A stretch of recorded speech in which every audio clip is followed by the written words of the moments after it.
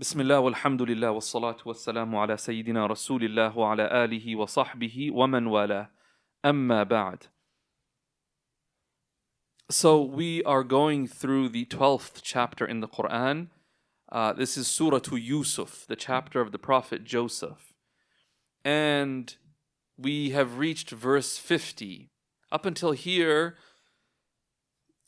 the Prophet Yusuf has gone through an immense tribulation of being in jail.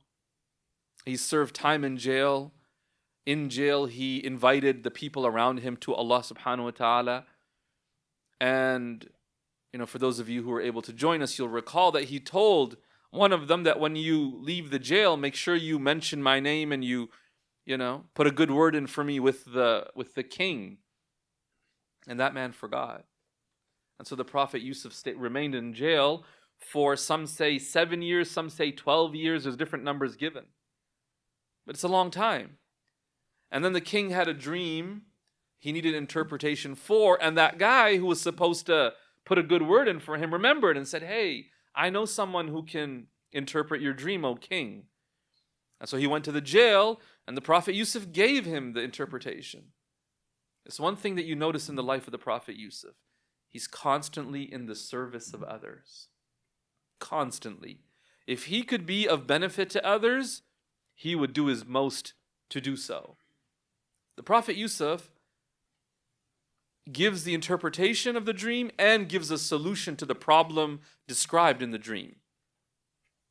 Now, in verse 50, where we're at, the king hears the interpretation and is so impressed by it.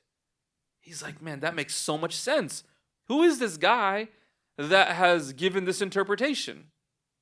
Note, the king, the commentators say, is other than the Aziz.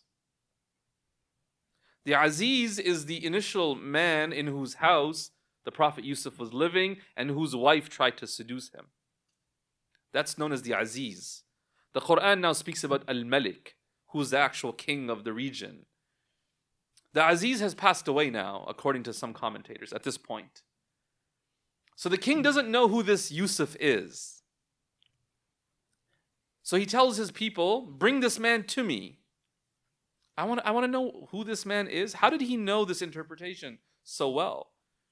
And so the messenger came to him, and he told Joseph, the Prophet Yusuf, that, hey, the king's calling for you, come. And the Prophet Yusuf, subhanallah, refuses. He says, no. Irji' ila rabbik. Go back to your master. فَاسْأَلْهُ مَا بَالُ النِّسْوَةِ اللَّاتِي قَطَّعْنَ أَيْدِيَهُنْ. And ask him about the case of the women who cut their hands. We talked about this last week. Why did he do this? If you've been in jail for so long, the first chance you get out, don't you walk out? That's not what he did. He stayed there. He said, I'm not leaving jail. I'm going to stay here. And we talked about this last week. Does anyone remember why it was that he said, I'm not just going to walk out of jail. I want you to investigate the case of the women who were a cause of me being where I am today in jail. Anyone know why? Remember? Yeah. So that when he got out of jail, people wouldn't think that, oh, he only got out of jail because the king wanted him out of jail. He's actually guilty. Exactly. He wanted to clear his name. If he got out because the king called him, then people would say, oh, Yusuf was guilty. The only reason he got out is because the king invited him out, right? He said, no, I am not going to leave this situation until my name is cleared because I'm innocent. I mean, that takes immense trust in Allah subhanahu wa ta'ala. That, Ya Allah, I won't leave the jail until you clear my name. Because my honor and my reputation is important. There are some things in life that you cannot, or it's very difficult to regain. Trust is one of them. Right? You can spend a lifetime building trust and destroy it in moments. Trust, reputation, honor. It's very difficult in situations after you've done something for people to look at you the same. So the Prophet Yusuf knows how people are thinking about him. Oh, he's the man who ended up in jail after what happened with the Aziz's wife. He's like, I'm not going to live my life under that label, right? Like everyone's always going to talk about, oh, here's that guy. He said, no. He said, go investigate the case. Reopen the case now. Almost a decade later, go open the case.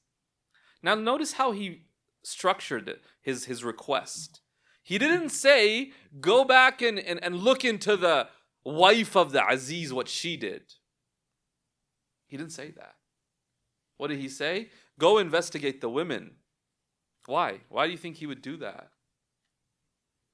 Because ultimately, who was the one that tried to pursue him and seduce him? It's the wife of the Aziz. Yeah.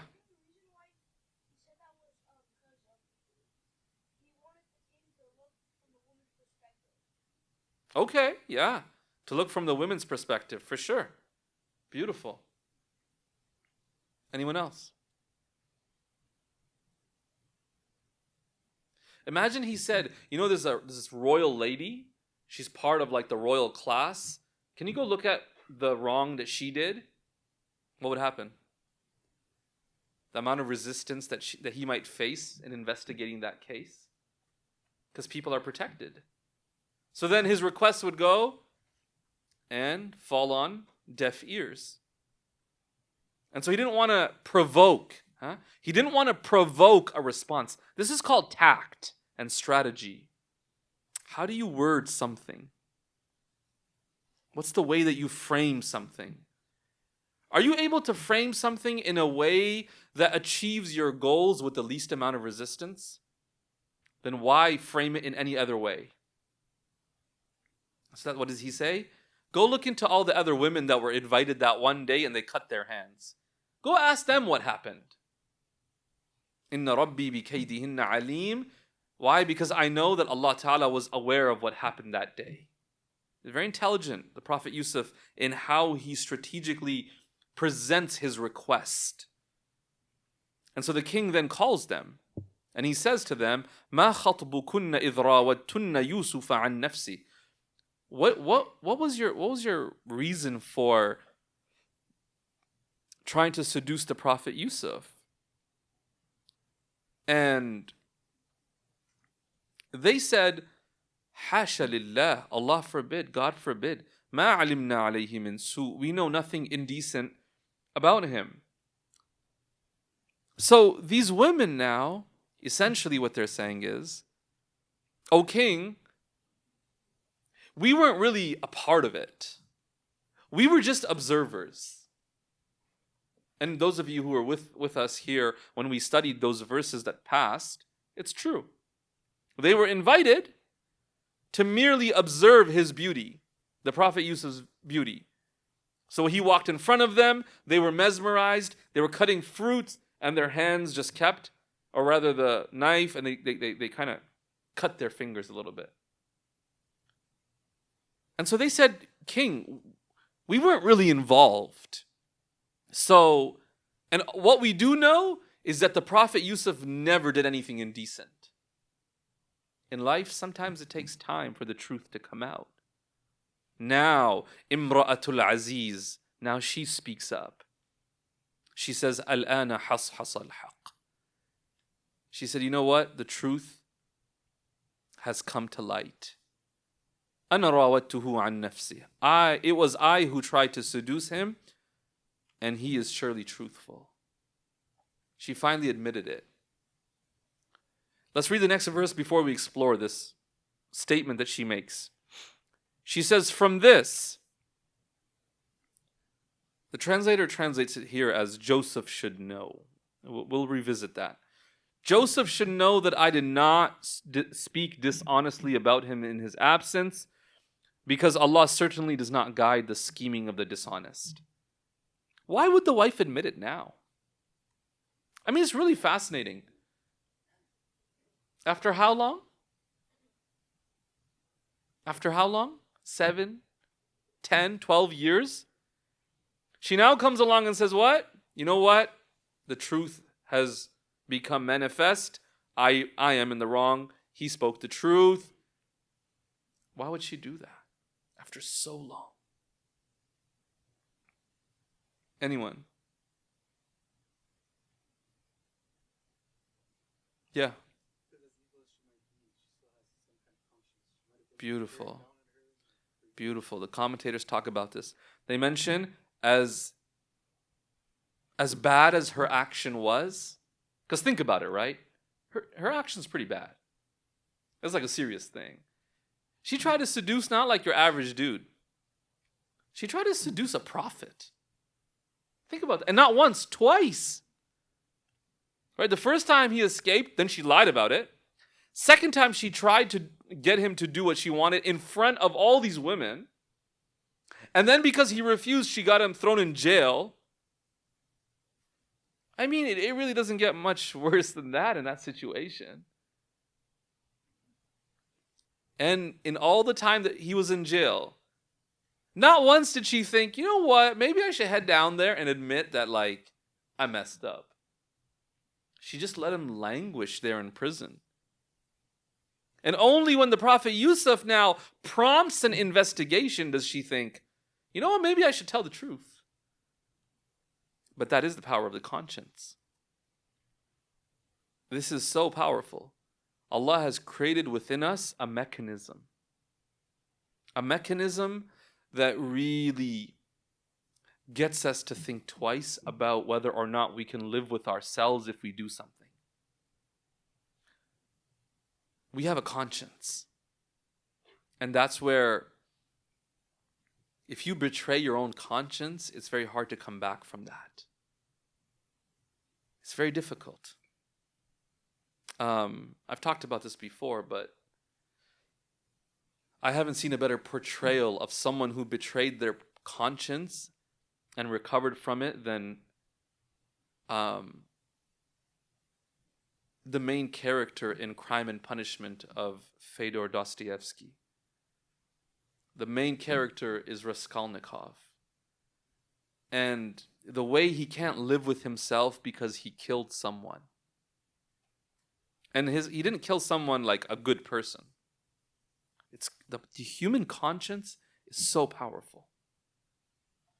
And essentially, he everything that happens in his life after that one moment where he commits the crime, it's never the same. He commits the crime, but it's like every living moment after that is a punishment. Until the crime comes to light. Do you get what I'm saying? This is why we can lie, get away with the lie, but still not live with it. No? It just feels so bad. I need to speak the truth. You don't have to speak the truth. You know, I've seen someone, subhanAllah, they made a mistake. They made an honest mistake in life. And you know what? Essentially, they got away with it. Nobody knew about it. Nobody caught it. But they reached a point in their life where, subhanAllah, they could not eat food anymore. They just couldn't do it. They were overwhelmed with so much almost depression. They hated their own existence. And no one knew. They could totally get away with it. And yet, the way that they suffered under the weight of the lie that they had told and the deception that they had essentially committed to someone else. And that's something I think about. You know, we wonder whether or not we will be punished for the sins that we commit. I often wonder if the guilty conscience that we live with is itself a form of punishment. I often wonder about that. Because the way it weighs us down, you know, one of the greatest struggles that we all have at some level is shame. The shame someone has from what they've done in their lives. And what's very fascinating, and it's often under discussed, is the shame that men feel. The shame that men feel is immense. And there's a lot that we could talk about, you know, perhaps in a session with just the brothers, but the shame that men feel, the way that weighs them down and holds them back from living the life that they wish they could live. It's something that we don't talk about. And it weighs on your soul. And it's hard to function. It's hard to move forward as a man with integrity It's hard to move forward as a leader in your family.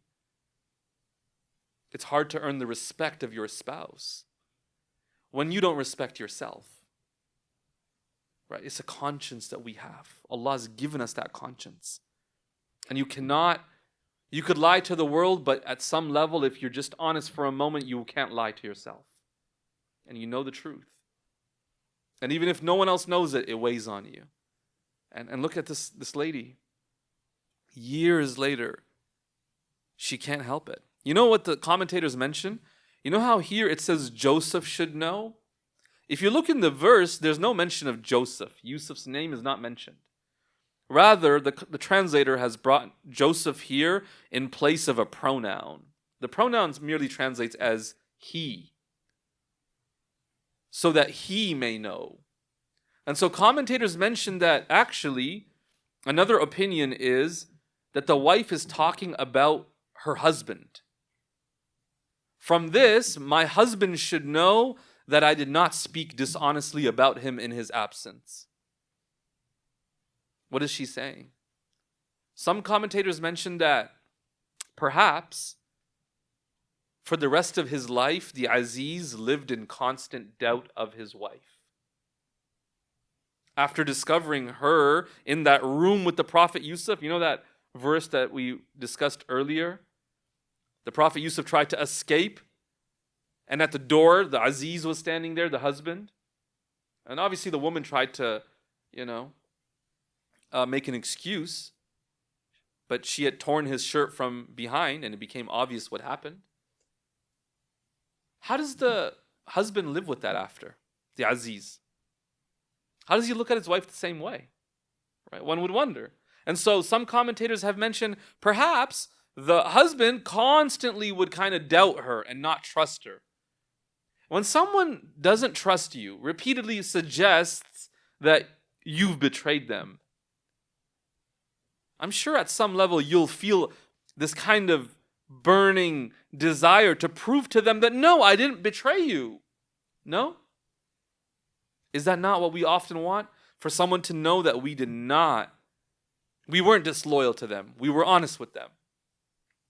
It seems that's what she wanted. And one wonders what kind of guilt she lived with. And so in this moment she says, look, I'm ready to admit the truth. I tried to seduce him, but he's truthful. Nothing happened. And I wish my husband knew that I did not lie when I spoke about and told him repeatedly that I didn't do anything. Right? SubhanAllah. The human being is a really powerful or complex being. And here's the thing. I want to really emphasize a point here. In life, you're going to make mistakes. And what's beautiful is Allah has told us so many times He will forgive. But don't test people's ability to forgive.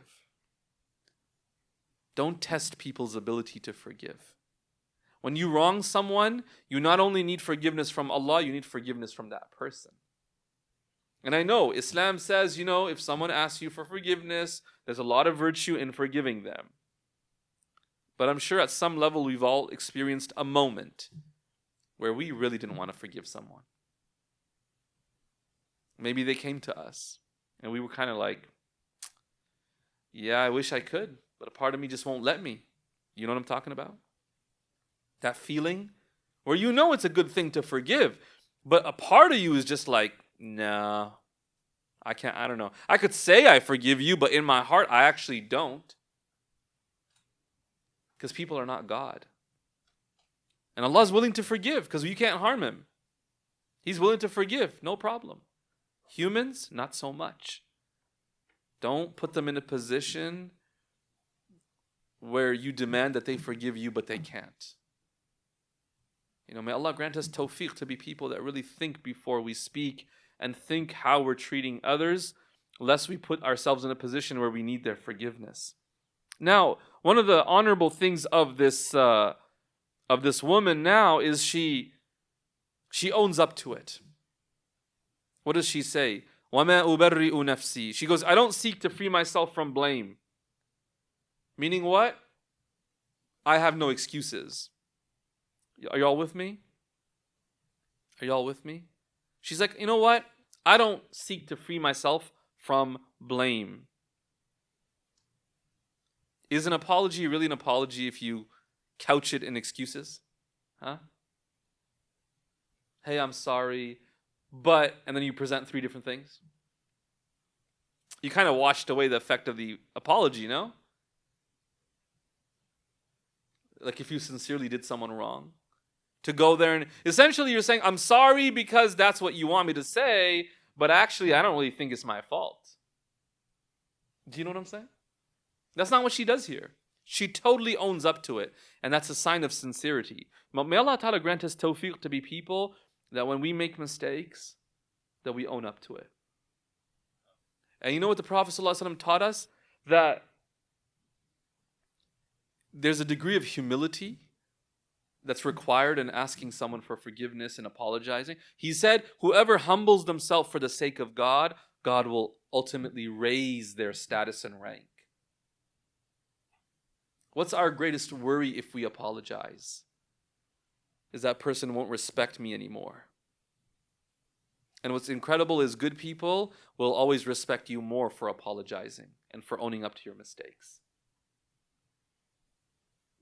Now, why might someone not apologize or own up to their mistakes? Why might they not do that? What would hold them back? Yeah. Sorry? Arrogant, absolutely. They don't believe they did anything wrong. Right. But let's say they know they did something wrong. Why might they not still apologize? Yeah. Fear. Tell me more about that. Fear of rejection. Right? And what do you mean by that? Fear of rejection. The other person will? Right, right. The other person won't accept their apology when they're being vulnerable. Beautiful. Absolutely. Yeah. Yeah, embarrassed. Sorry, who? The crowd. Will y'all do that?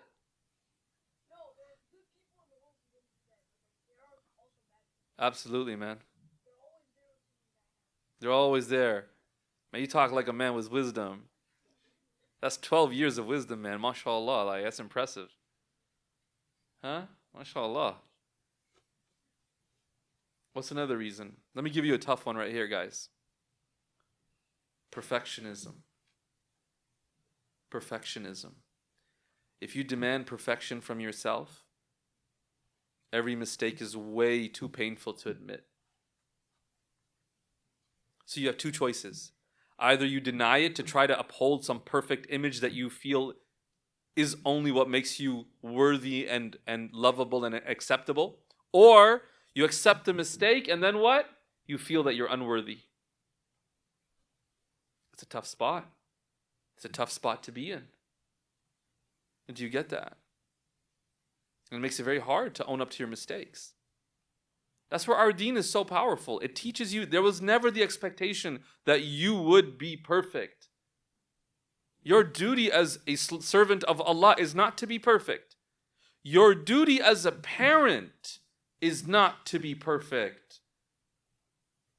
I wish I could emphasize this in like bold capital letters somehow without screaming. As a parent, when you go forward in life, your duty is not to be perfect. And you might feel that way though. You might feel that way. Because you might feel like, what kind of an example am I to my child? How can I even tell them what to do, what's right and what's wrong, if I myself keep screwing up in front of them? Your job is not just to teach them what a perfect example looks like. What's the problem with that? Imagine in front of your child, you present the most perfect image. You might think that's a good thing. I would push back and say not necessarily. Why? Yes. Sure, they can't learn from your mistakes. That's one. Yeah. Right. Same point. When something goes wrong, they don't know how to act. But let me tell you something else. Yeah, go ahead.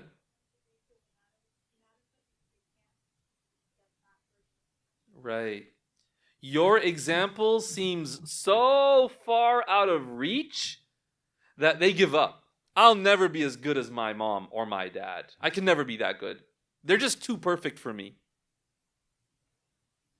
It's so powerful when that parent messes up and owns up to it and says, you know what? It's tough. I know it's hard.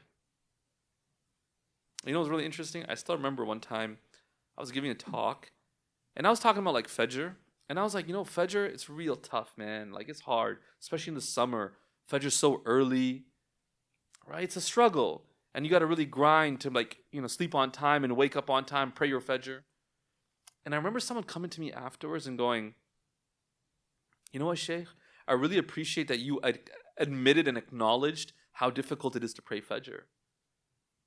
They were like, sometimes in lectures, the speaker makes it sound like Fajr's like light work, like it's not challenging at all, and then you just feel like, what? I must be a terrible Muslim because the speaker clearly has no issues with Fajr, and he's yelling at me for not praying, right? And they're just like, well, I don't think I'll ever become like the speaker because mashallah, the speaker has no issues with Fajr. Do you see that? But maybe the speaker felt what? I need to show them what the ideal is like, which is you never struggle with Fajr ever in your life. Right? And then they don't realize that by presenting themselves like that, oftentimes the listener feels like, yeah, this dude's on a different level. I'll never be there. He won't even understand me. Do you understand this point?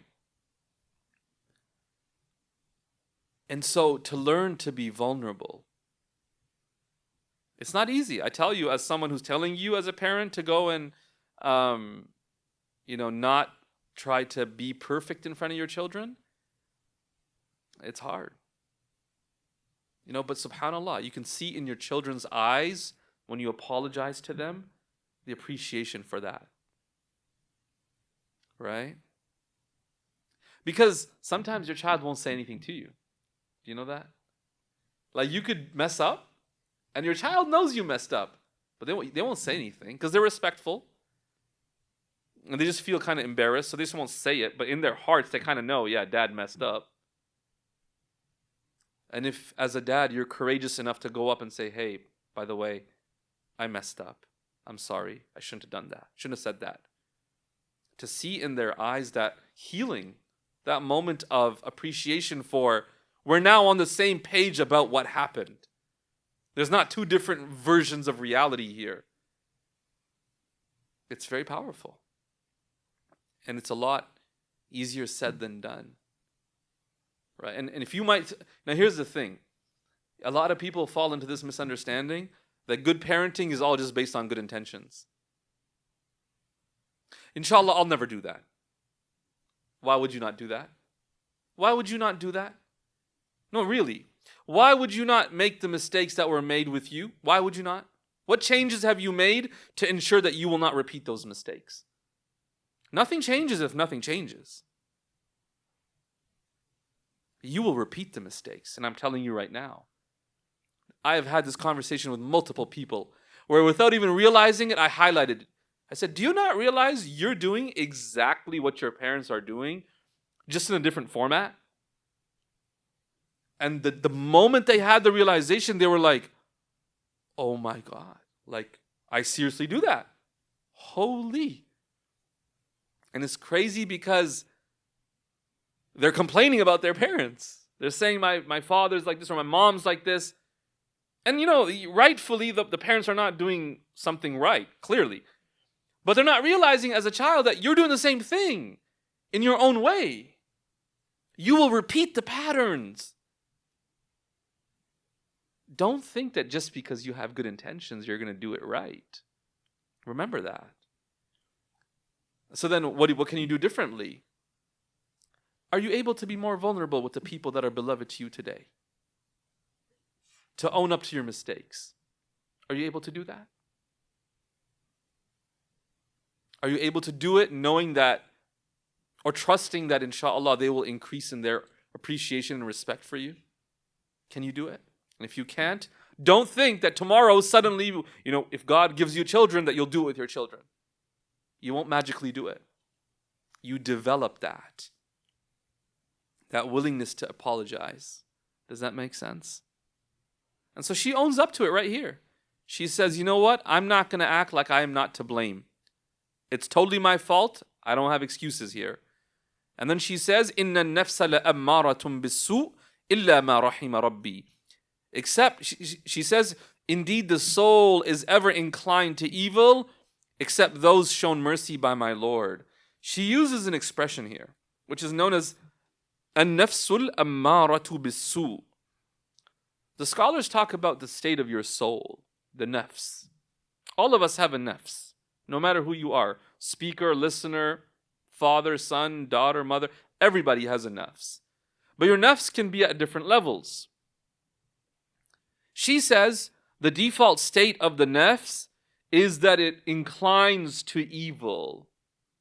You're not a bad person for inclining to evil. You're not a bad person for that. That's natural. But this state of being, inclining to evil all the time, yeah, that's a little bit of an issue there. If a person works on themselves a little bit, tries to grow, they reach the next level, which scholars talk about is called an-nafsul lawwama. This is like the reproaching soul. A lot of us have that. Or at least in some aspects of our lives we have this. This is that soul that causes you to feel torn. A state of, I really want to do this, but I shouldn't do it. But I really want to, but I shouldn't. You just go back and forth, back and forth, back and forth. And if you end up doing it, immediately after the conscience, the voice from within goes, I knew you shouldn't have done it. I told you, shouldn't have done it. See how terrible it feels? Do you get it? It reproaches. It's like there's a war going on within the heart of this human being. And that's a good sign. It's a good sign that a part of you cannot sit and tolerate the fact that you have done something evil. And then if a person continues to work on themselves, their nafs can get to a state known as an-nafsul mutma'inna. This is the soul that is at peace. This is where the thought of doing something displeasing to God just isn't appealing. Like there's a temptation, but it's not a serious temptation. It's like, yeah, no, it's not worth it. The heart finds peace in knowing that God is pleased with them. And that some scholars mention, it's not that you're only one of the three. Some scholars mention, in relation to different things, you could be in different states of nafs. So when it comes to a certain sin, you could be a nafsul mutma'inna, be like, yeah, I'm good with that. I don't struggle with that. But in a different one, it could be a nafsul lawwama. In a different one, it could be a nafsul al-ammaratu bis-su. Does that make sense? But it's a struggle. And he says, except those shown mercy by my Lord. Meaning what? The soul will not be inclined to evil for those people that God shows mercy to. What does that mean? When do you feel like you need God's mercy? We often feel like we need God's mercy when things are going wrong, there's a difficult situation, something that's painful. We need God's mercy at all times. We need Allah's rahmah at all times. That's why we start everything with Bismillah. What are we saying? Oh Allah, I can do this. I could try to take it on. But I need your help. I need your mercy. Why? Because what's going to hold you back from accomplishing it, for completing it? Your own nafs. Your own nafs. And you might say, well, why would I do that? Why would my own nafs jeopardize the success of what I'm trying to do? Let me tell you why. We call it self-sabotage. Oh, and you can't tell me that you've never self-sabotaged. Oh, yeah. The way that we often self-sabotage. We don't even try. Why? Because you can't fail if you don't try. The fear of failure. You know who struggles with the fear of failure? Perfectionists. They demand perfection from themselves and perfection only. There's no room for error. You got to get 100%. You got to do everything perfect. So you know what? That's too much pressure. It's much easier to not even try so you never fail. But then you do nothing with your life. You never try, give it a shot. You can never actually master anything. Why? Because on the path to mastering something, there's a lot of errors and mistakes. And so you really struggle to grow. Do you see that? Self-sabotage. When we fear that someone might push us away, what do? We push them away. It's what we do. We don't know how to be in relationships with people, friendships. And we've all experienced it. We push someone away when we desperately want to talk to them. Why do we do that? You know what I'm talking about, guys? No? Everyone's like, no? Shaykh, I have no idea what you're talking about. You know what I'm talking about. You know exactly what I'm talking about. We've all done it because we're all human. We've all done it. And so you walk around the house really upset because you want someone to ask what's wrong. And when they ask what's wrong, what do you say? Nothing. Right? Nothing. And they insist, you say nothing. And a part of you desperately wants to tell them what's wrong. And then they give up. They say, okay, fine. And we say, we're even more upset now. Self-sabotage. That is self-sabotage. That's what it is. We want to talk about it. And given the opportunity, we are the ones to shut it down. Self-sabotage. Right? And this is something to overcome. Because if you don't overcome this, you will be in constant conflict. Constant conflict. Right? So we need Allah's rahmah, His blessings, His mercy, His help. Not just against other people, against our own nafs. One of the biggest obstacles in conflict is what? Our own ego. We can't let it go. We're petty. We need Allah's help. Ya Allah, I want to let it go. Like, I'm serious. I know people, I want to let it go. I want to move past it, but I don't know. I just can't help it. It weighs on me, eats away at me. I feel like, I want to get revenge. Let it go. Free yourself, let alone the other person. Move on. It's tough. The nafs. Ya Allah, help me with my nafs. Conflict is not a bad thing, guys. I want to highlight something since I mentioned conflict. I want to correct this notion we have. And maybe we need to do a whole series on marriage. I'm really feeling the need for that now, given what I'm seeing in the community. People just don't know the basics of marriage. It's incredible. Conflict is not a bad thing. A successful marriage is not a marriage without conflict. In fact, if you don't have conflict, there are some worries there. Why? How could it be that there's never conflict? Is it because one person just never voices their opinion and just agrees with the other person totally to keep the peace? They're not going to be happy then. Conflict actually, when navigated correctly, brings you closer. Let me say that again. Conflict, when navigated correctly, brings you closer. How? Anyone? Yeah.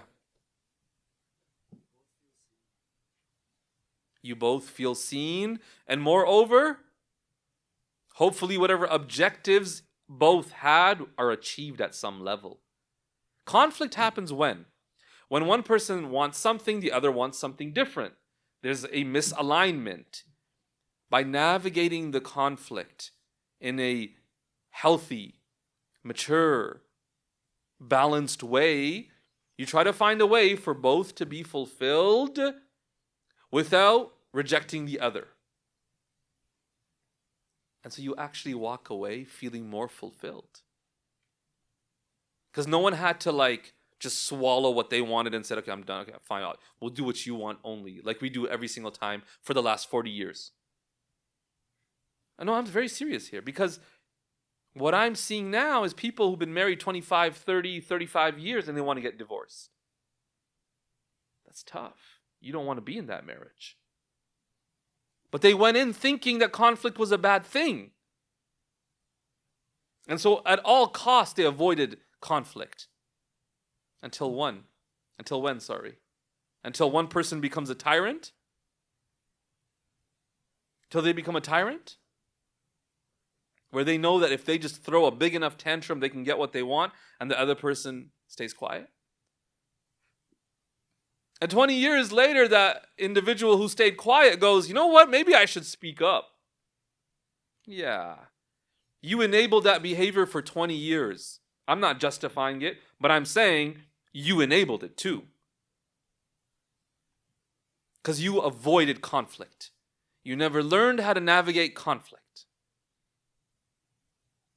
And so before you get married, my strong advice to you is make sure you spend time learning about conflict resolution with your partner. Not because you want to get into conflict, but because you inevitably will get into it, and you need to have strategies for how to navigate it and watch how it brings you closer. Does that make sense? And in conflict, you need parties to own up. You know? It's very powerful what an apology can do, what an I'm sorry can do. It's not merely me saying I've messed up. It's also saying this relationship is so important to me that I will do whatever it takes, including stepping on my own ego to maintain the health of this. Because the pain when someone does not apologize is not merely that your pain has not been seen,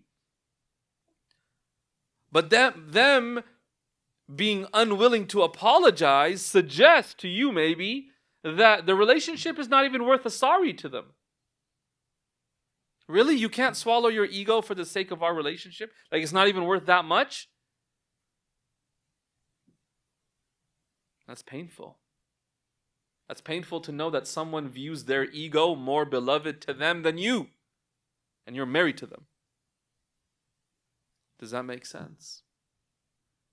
May Allah give us tawfiq to be people that are selfless and that are willing to own up to our mistakes whenever we do so, whenever we commit them. May He grant us the ability to realize that we all have a lot of healing to do in order to be able to show up in the relationships that we want as we need to show up. May He grant us the realization that healing does not happen by itself, but it's an active process that we all have to engage in. May He grant us the insight to understand our own flaws and the different things that we need to address in our lives. Ameen ya Rabbil Alameen. Wa sallallahu wa sallam wa barak ala Sayyidina Muhammad wa alihi wa sahbihi ajma'een. Walhamdulillahi Rabbil Alameen.